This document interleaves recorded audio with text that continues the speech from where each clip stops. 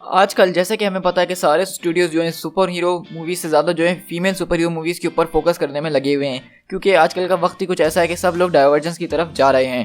लेकिन इसी बीच हमने देखा कि इस साल की हमारी पहली सुपर हीरोइन मूवी रिलीज़ कर दी गई है, जो कि बर्ड्स ऑफ प्रे है। और इस मूवी के हवाले से आज मैं बात करने वाला हूँ कि इस मूवी के अंदर क्या चीज़ें ख़राब थी और क्या चीज़ें इसको मूवी को बेहतर बना सकती थी। क्योंकि हमें पता चला है कि ये मूवी जो इतना खास बिजनेस नहीं कर पाई है बॉक्स ऑफिस के ऊपर, और ना ही लोगों के दिल पे इतना कोई खास राज कर रही है। वैसे तो जब भी मैं वीडियो बनाता हूँ किसी मूवी के रिव्यू के ऊपर तो वो स्पॉइलर फ्री रिव्यू होता है, लेकिन जैसा कि आपको पता है कि मेरी वीडियो काफ़ी लेट आ रही है। उसकी वजह ये है कि पाकिस्तान में इस मूवी को एक हफ्ता डिले करके रिलीज़ किया गया था, जिसकी वजह से मैंने ये मूवी अब देखी है। तो इसीलिए मैंने अब सोचा है कि अब तो बहुत सारे लोगों ने स्पॉइलर फ्री रिव्यूज़ देख ही ले होंगे, तो मेरा वो रिव्यू बनाने का कोई मकसद नहीं है। तो इसीलिए आज मैं इस मूवी की कुछ स्टोरीज के ऊपर बात करने वाला हूँ और ये डिस्कस करूँगा कि किस तरह से इस मूवी को और अच्छा किया जा सकता था और इसमें क्या चीज़ें कमी रह गई हैं। सो guys, this is Speed tiger और आज इस वीडियो में मैं आप लोगों के साथ करने वाला हूँ बर्ड्स ऑफ प्रे का रिव्यू। सो गाइस, चलिए इस वीडियो को स्टार्ट करते हैं।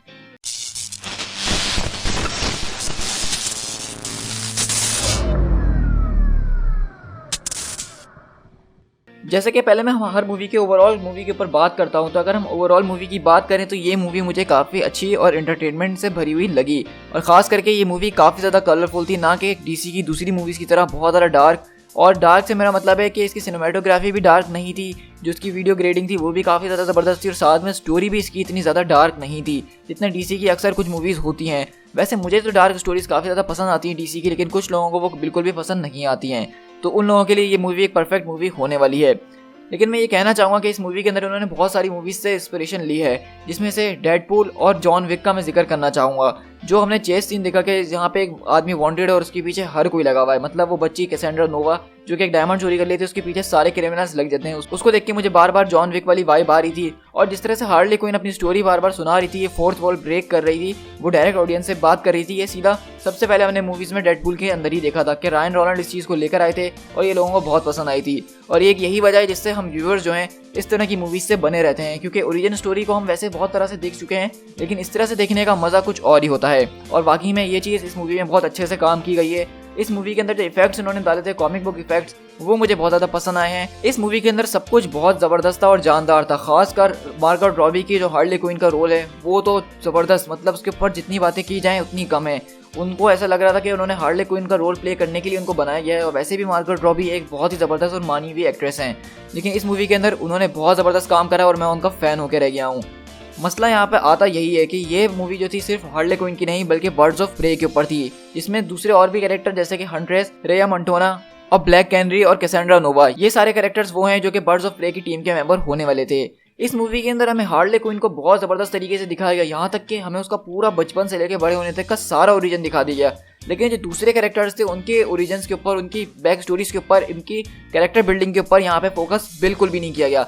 अगर आप इस मूवी का नाम Harley Quinn and the Birds of Prey रखते हैं तो ये मूवी शायद ज़्यादा चलती। और बेसिकली अभी कुछ ऐसा ही हुआ है, क्योंकि न्यूज़ के मुताबिक अमेरिका के अंदर और दूसरे थिएटर्स के अंदर इस मूवी का नाम बर्ड्स ऑफ प्रे से चेंज करके Harley Quinn Birds of Prey कर दिया गया है। क्योंकि बेसिकली बर्ड्स ऑफ प्रे जो है एक बिल्कुल ही नई चीज़ है, इसके बारे में लोग इतना ज़्यादा जानते नहीं है। यहाँ तक कि जो लोग कॉमिक्स पढ़ते हैं उन्होंने भी इसके कॉमिक्स कभी इतना पढ़ना पसंद नहीं किए होंगे।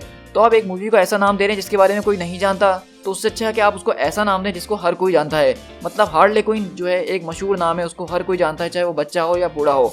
लेकिन वो एक ऐसा नाम है कि सब समझते हैं कि जोकर के साथ एक लड़की है जिसका नाम हार्ले क्विन है। और इसी चीज़ की अकल अब वार्नर ब्रॉस को आ गई और इसलिए उन्होंने मूवी का नाम चेंज करके Harley Quinn Birds of Prey कर दिया है। तो मुझे लगता है कि इस वजह से शायद इस वीक का जो बॉक्स ऑफिस है वो उनका थोड़ा अच्छा रिकॉर्ड कलेक्ट कर लेगा। लेकिन अभी तक ये मूवी बॉक्स ऑफिस के ऊपर बहुत बुरी तरीके से पिट रही है। तो बात करते हैं अगर पिटने की, तो चलिए हम बात करते हैं इस मूवी की रेटिंग की। अगर IMDb की बात करें तो उसको 6.6 आउट ऑफ 10 मिले हैं। रोटेन टोमेटोज की बात करें तो हैरत अंगेज तौर पर इस वक्त इसको 97% मिला है, जो कि DC की मूवीज़ के लिए काफ़ी ज़्यादा है। और मैं इस मूवी को रेट करना चाहूँगा 6 टाइगर्स आउट ऑफ 10। अगर इस मूवी के विलन के बारे में बात करें तो उसको तो ऑलमोस्ट मैं भूल ही गया था। जब मैं इसको एडिट करने बैठा तो मुझे याद आया कि मैंने मूवी के विलन के बारे में तो बात ही नहीं करी है। तो मसला इस मूवी का सबसे बड़ा यही था कि विलन ऐसा था कि उसको कोई भी याद नहीं रख पाया। उसका कोई ऐसा कोई खास कैरेक्टर नहीं था, उसका कोई ऐसा रोल नहीं था, कोई उसकी डिटेल्स हमें नहीं बताई गई विलन की कि वो विलन है तो क्यों है। और हमें दिखाया जा रहा है कि वो इतना बड़ा एक विलन जो कि सिटी में इतना आराम से लोगों को मर्डर कर रहा है, घूम रहा है, लेकिन तब भी हमें जो है ना बैटमैन दिखाया गया ना जोकर दिखाया गया। तो गौथम सिटी में होते हुए इतने ज़्यादा काम हो रहे हैं और बैटमैन को पता ना चले, ये बात मानने के लिए मैं बिल्कुल भी तैयार नहीं हूँ। और साथ में विक्टर जैस का जो कैरेक्टर था जो कि साइड विलन था, वो मुझे फिर भी थोड़ा सा इंटरेस्टिंग लगा कि किस तरह से वो पागलपने वाली हरकतें करता है और लोगों का चेहरा निकाल के ले जाता है अपने साथ। जबकि जो मेन विलन था ब्लैक मास्क, वो तो कभी बिल्कुल पागल वाली हरकतें कर रहा होता था, कभी बिल्कुल ठीक हरकतें कर रहा होता था। तो इसलिए उसका कैरेक्टर को समझना वो बहुत ज़्यादा मुश्किल था। उसकी इनको कुछ बैक स्टोरी हमें दिखानी चाहिए थी जिससे हम उससे कनेक्ट हो पाते। हो सकता है कि आपको मेरी रेटिंग काफ़ी ज़्यादा कम लग रही हो, लेकिन मैं आपसे यही कहना चाहूँगा कि ये मूवी इतनी बुरी नहीं थी जितना लोग उसको कह रहे हैं। मैंने इस मूवी को एंजॉय करा बहुत हद तक, लेकिन एक तो सबसे बड़ी बात इसकी ये थी कि ये मूवी सिर्फ हार्ले क्विन की थी। तो इसीलिए इनको जो है हार्ले क्विन की मूवी बोल के ही लोगों को दिखाना चाहिए था। इन्होंने बर्ड्स ऑफ प्रे का जो नाम इस्तेमाल करा है, जो उनका टीजर वगैरह ट्रेलर वगैरह दिखाया था, मूवी के अंदर इतना ज़्यादा उनका कुछ रोल नहीं है। इस वजह से मुझे लगा कि यहाँ पे स्टूडियोज़ ने हमारे साथ चीट करने की कोशिश करी है। और दूसरी वजह यह है कि ये जो है मूवी DCU का हिस्सा होते हुए भी हमें इसके अंदर ज़्यादा जो है कैमियोज वगैरह ना ही नज़र आए, ना ही हमें इसके अंदर कोई खास ऐसे ईस्टर एग्स नज़र आए जिससे हमें पता चल पाए कि ये किस टाइमलाइन के अंदर सेट हुई है, या फिर ये गौतम सिटी के अंदर इतना बड़ा एक इवेंट हो रहा था, इसमें हमें एक बैटमैन की हल्की सी झलक तो मिल ही जाती, लेकिन ऐसा कुछ भी नहीं हुआ।